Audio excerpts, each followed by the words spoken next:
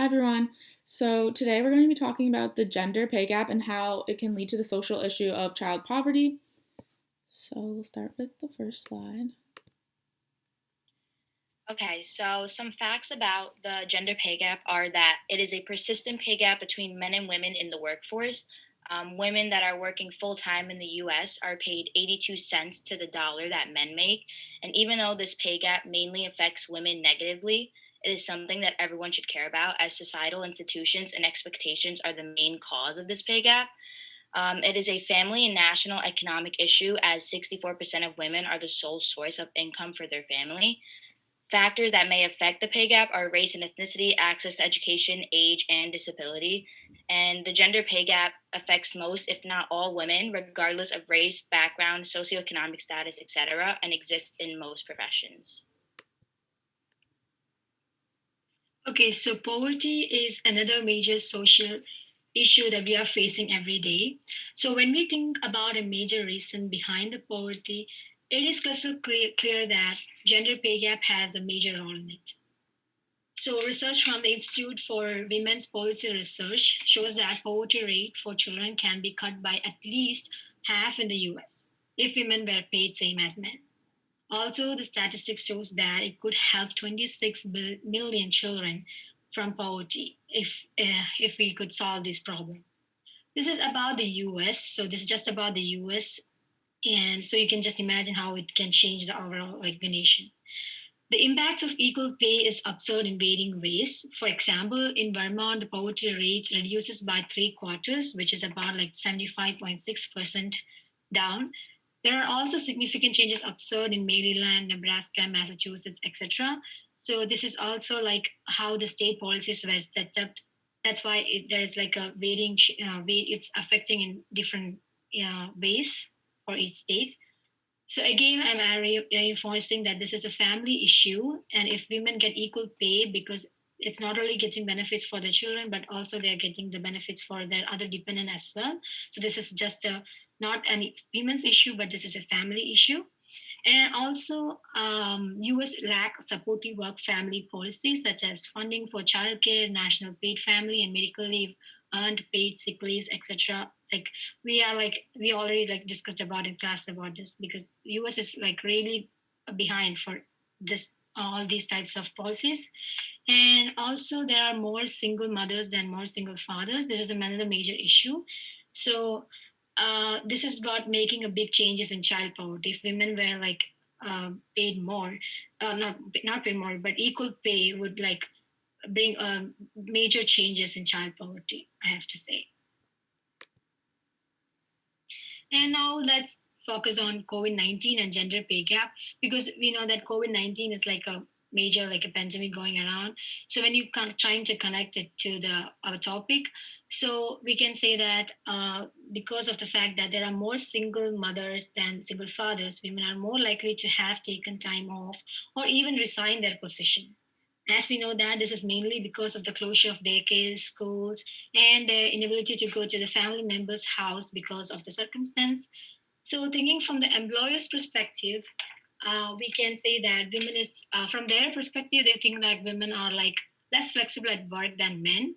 So this will in terms like widen the gender pay gap again. So the reason I said that COVID-19 has a long-term impact on gender pay gap is that we have no clue when this is going to end.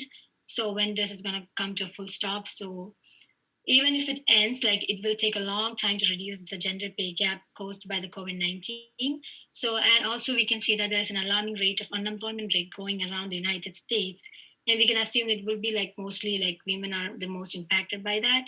So, yeah, so when trying to connect everything together, like we can say that women, like children, like mostly affected by this. So the gender pay gap coming into that will also affect how the things are going around.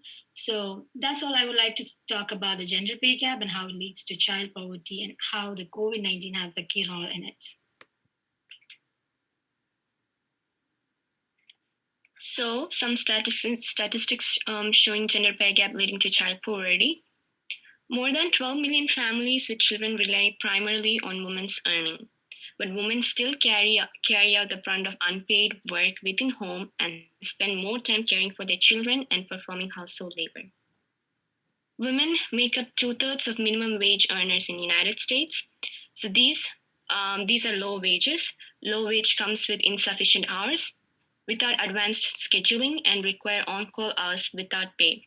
These jobs are mostly filled with women of color and immigrant women. More than 1 in 6 children under 6 years of age are poor, and almost half of them live in extreme poverty. This rate is even higher for children of color, and tying it back to the second point that I said, most of these jobs are filled by women of color and immigrant women. And United States have the highest rate of child poverty. According to Hainer, majority of children living in poverty have at least one parent who is working, which clearly shows that there is some kind of income coming into the family, but that is not enough to meet the needs of the family. Why is this a social problem? Well, children living in poverty are most likely to not receive better education and quality care. When thinking about quality care, these are the kids that are supposed to be the next generation of the world. This is a major social problem because many mothers cannot afford daycare centers. Even if they do, sadly, childcare at most of the daycare centers are poor to mediocre. On an individual basis, children growing up in poverty are more prone to high levels of stress hormones that can permanently impair their neurological system.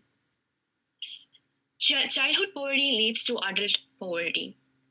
Because poor children tend to score low on IQ tests, which leads to lower school achievement, and it is self-perpetuating. Every year, 14.5 million American children continue to live in poverty, and society will lose a total of $130 billion in future economic output. According to Hiner, each year of childhood lived in poverty reduces reduces future earnings for young men by 2.5% and for young women by 1.65%. Reduced earnings result in reduced consumption and therefore reduced production. This badly impacts US economy. So, some statistics in general about the gender pay gap are that it is more narrow among young adults and among workers overall. Women ages 25 to 34 earned 11 cents less than their male counterparts in 2018, and roughly 4 in 10 working women say they've experienced gender discrimination at work. One of the most commonly reported forms of discrimination focused on earnings inequality, and that 1 in 4 employed women said that they have earned less than a man who was doing the same job, while just 5% of men said that they have earned less than a woman doing the same job. Okay, so now we're going to talk about some of the national policies that have been promoted. So as of right now, the only policy act in place for equal pay nationally is the Equal Pay Act of 1963.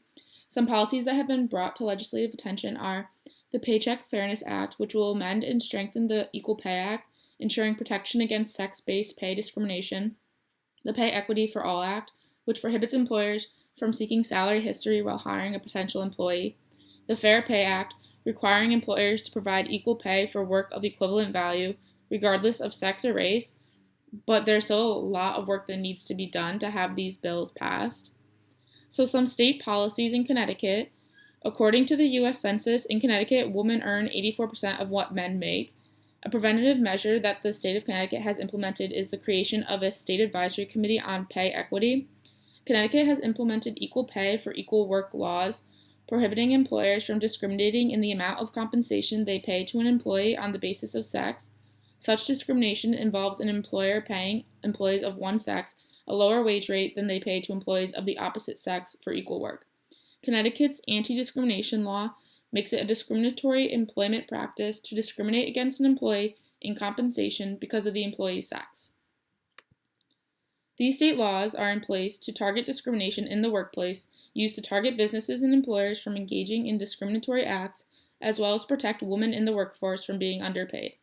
These policies are specifically put in place to hinder the gender pay gap and provide pay equity by preventing women from being discriminated by their place of employment for their sex and allowing them to get paid the same amount as their other coworkers for performing the same work tasks.